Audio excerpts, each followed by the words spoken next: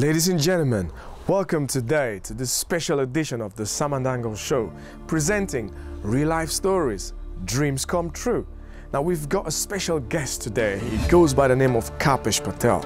Now this is really a special case because he's living his dream right now. He's one of the most successful entrepreneurs in the whole of the UK. He does leadership training, effective communication skills. Now, he's one of the teachers who walks the talk. He walks and lives what he teaches. And I want you to get a glimpse into his life and know that your dream can come true as well. Now, before going into the interview with Kapesh Patel, I'd like you to watch this short clip to see actually what he does. Now, see you very soon. Make sure that the information you receive, don't just let it be informative. Don't just let it be insightful. You know, insights and information is great, but it doesn't produce results. And you know, and the reason I say that, because I used to be in that space many years ago, where I used to go to events and go to seminars, and I became what you call a seminar junkie. You with me? Yeah. So I need my fix, I need my fix. And it's like nothing was changing. I'd go to all, I knew everything there was to know, and nothing was changing in my life. The only time things started changing when I started applying the stuff that I knew. And so for me, my seminars are designed slightly differently. You know, it's all about taking action right now, taking action in the present moment to produce results. When? Now. In the present moment. So welcome back, ladies and gentlemen. By now you must have seen a bit of what Kapesh Patel does, and I have the privilege to introduce to you the biggest names in personal development, entrepreneurs in the UK. So welcome, Kapesh Patel. Thank you. Welcome to my house, Sora. Wow, it's a privilege. I'm quite happy to be here, you know. So let our viewers know like who Kapesh Patel is and what he does. They should hear from the horse's mouth. Sure. So first of all, thank you for watching this interview, and I really hope that will give you a lot of value. For me, that's what we're about. And so just give you a bit of an insight into myself. You know, I started out like most people, just, you know, growing up in the East End of London, average family, great parents. You know, I attribute a lot of my success to my upbringing. Had, you know, great father, great mother, role models, really kind of, you know, that they anchored us in solid foundations, you know, values and thinking and whatnot. And so that stood me in good ground growing up. By the age of 11, I started my first business in partnership with my father. And so he was always very encouraging of thinking out of the box and entrepreneurialism. And so by the time I was 16, I was earning more money part-time than most people in the UK were earning full-time. Wow. And so I understood some principles about money and wealth creation and leverage, and just started learning a lot of, you know, how to make something, how to turn, you know, X into Y, increasing with profits, just the basics of, you know, growing wealth. And I learned that early on in life. And I went on to really start my own business when I was 21, left university early, ran my father's business for a couple of years, started my own business at 21 and went on to really do well. By my mid-20s, I was in a very, very comfortable place. I was driving nice cars, living in a nice home, and had a lot of money in the bank. Everything was great. And had a little bit of a bumpy journey in that I lost my father in the middle of that journey of success. And around what age were you? I was 24. 24, okay. And so in the midst of all of this success, I lose my father, and really my whole life came to a standstill. Okay. I lost my passion, I lost my purpose, I lost my whole kind of enthusiasm, and my kind of, you know, just getting out and go get it attitude just went overnight. And I spent a couple of years, literally 2 years, in a downward spiral with a lot of negative thinking and just, you know, a lot of anger and resentment and bitterness building up inside, and really kind of feeling trapped and not knowing how to get out of that space, with no tools or knowledge or skills that would help me at that time. You know, no matter what I'd learned in all those years, I didn't have what it took to get me out of that place. It was a very dark place. I remember even till now, sometimes I'd look in the mirror before I'd go to sleep, and I'd cry myself to sleep at the disappointment I had in myself. Wow. Looking at myself in the mirror saying, look at what's happened to you, and not knowing how to get back to who I know I could be, like I was before my father's passing. And I used to really beat myself up, really give myself a hard time in my head, you know, just the person I've become. Is that like one of the major adversities that you had? I mean, till the age of 24, nothing else happened before that, you know? Nothing major, no. I mean, you know, like I said, it's very, very average upbringing, very average life. Everything was going cool, everything was fine. That was the first time that I really got flawed.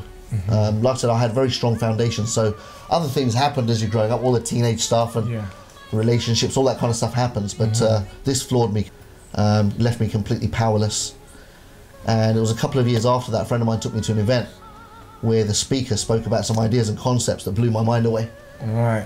Yeah, we wanna know what blew your mind, because you know, a lot of people have things happening to them, and they're stuck in it for a very long time. If something blew your mind, you want to like get the feeling of what happened when your mind was blown. Well, you know, for the first thing that happened to me was that the speaker spoke about ideas that had never been discussed in school, college, or university. Right. Ideas about self-empowerment, taking responsibility, and owning your results. You know, imagine that everything that I'd experienced in my life until that point was self-manifested, and it really stirred something inside. But just as a concept or an idea, imagine that there was an element of truth in what he was saying. And initially, I thought mentally. He was speaking, and in my mind, I was writing it off. I was saying, it's great in theory, but it doesn't work in practice. And I thought, you know, I can do one of two things. I can write off what he's saying and be righteous and arrogant and stay bitter and angry and resentful and stay in the same place.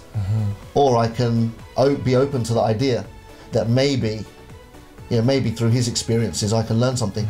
And so I opened my mind in the middle of that conversation, that interaction in that seminar, and I started engaging in some of the ideas and concepts. And when I looked at it from the outside, I saw, you know what? There are areas of my life where I'm not taking responsibility, where I'm blaming life, I'm blaming circumstances, I'm blaming people and events as to why I feel the way I feel, rather than taking responsibility for that and saying, hold on, I choose how I feel in the midst of all of that. That was a new idea for me. Wow. It was a whole new idea for me.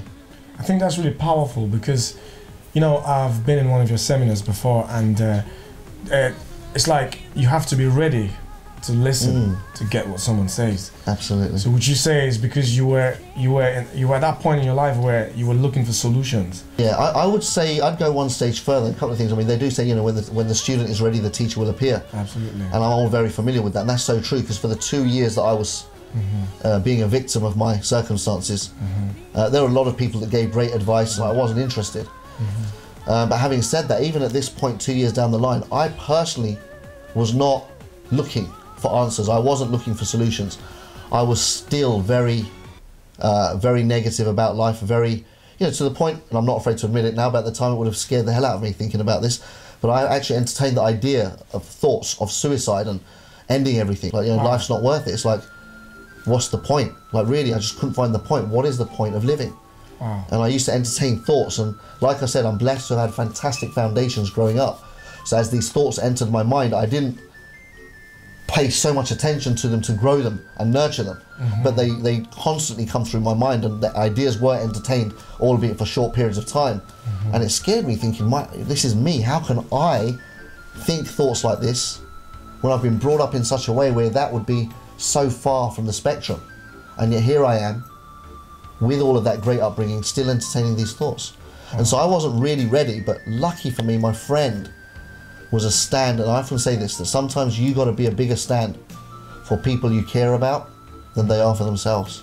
Wow. And my friend was a stand for my transformation. Wow. And so he interrupted my life, and he showed up at my door. I didn't want to go to that seminar that day. Wow. He invited me, and I said yes, yes, yes, but I had no intention of showing up. I just said yes to get him off the phone. Wow. And come the night, I had no intention. I wasn't even dressed, I wasn't ready or anything.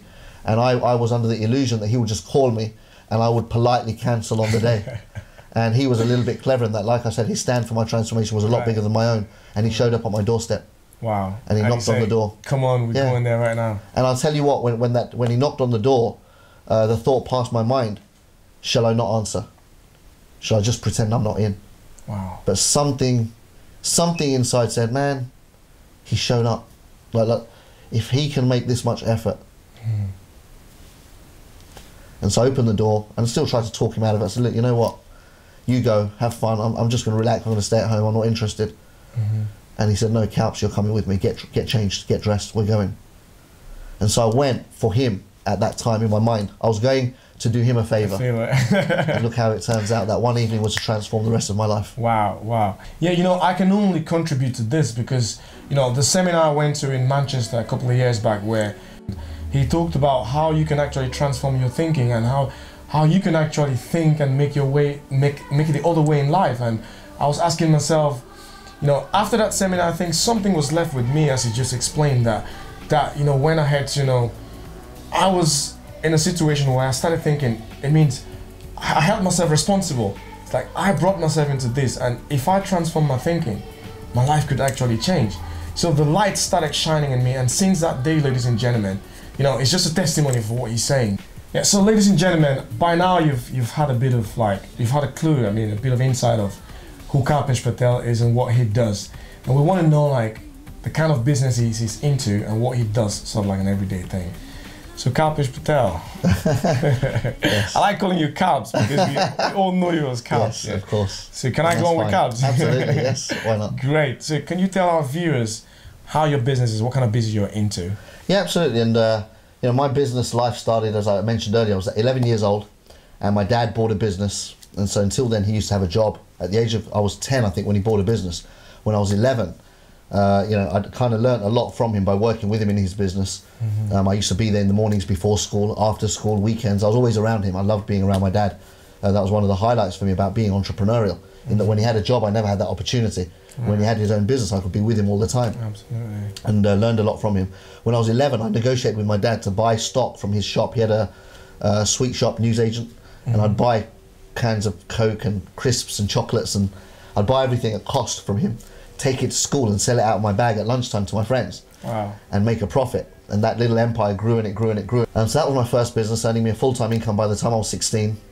Family said no, friends, everybody said don't do it, it's too high a risk, it's never going to work.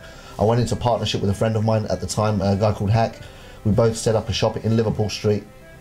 I remember the rent and rates were £45,000 a year combined. Wow, £45,000 a year. This was 20 years ago.